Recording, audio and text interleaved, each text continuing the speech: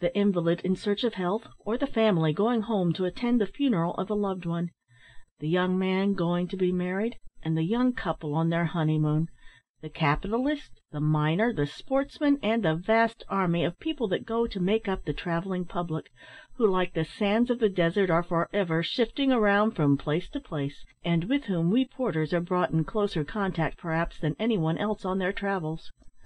We must necessarily be good judges of human nature to be able to please the majority of the people who travel under our care.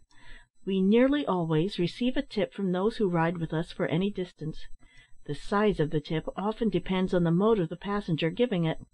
Even those who ride with us only a short distance often give us a tip of more generous proportions than will the man who has ridden with us several thousands of miles. The superintendent himself, when he rides in our car, we are sure to receive from him 25 cents or 50 cents for a day or a day's ride. The smallest tip I have received from a passenger during my service was 2 cents. This amount I received from a rather cranky individual, who, when I went to brush him off, handed me 2 copper cents, and followed them up with the remark that some of us porters needed calling down, and some needed knocking down. My opinion of what he needed caused me to smile, wherein he wanted to know what I was smiling at.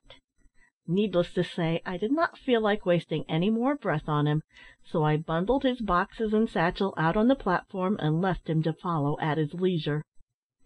The largest tips I ever received from a single traveller was $25, given to me by one of the Rothschilds, whom I brought from Chicago to Frisco, but this has been largely surpassed several times in car tips or trips.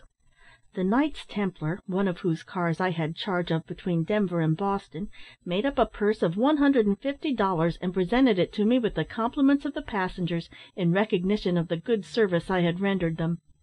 While in charge of the private car of General Manager Fisher in a trip through California and Mexico, Mr. Fisher made up a purse of $75 for me, in recognition of my attentions to the members of his party. But the man who gave me 5 cents received as much attention from me as the man who gives me $5. It is perhaps all he can afford, and the manner in which he gives it often makes up for the smallness of the tip. End of chapter 18.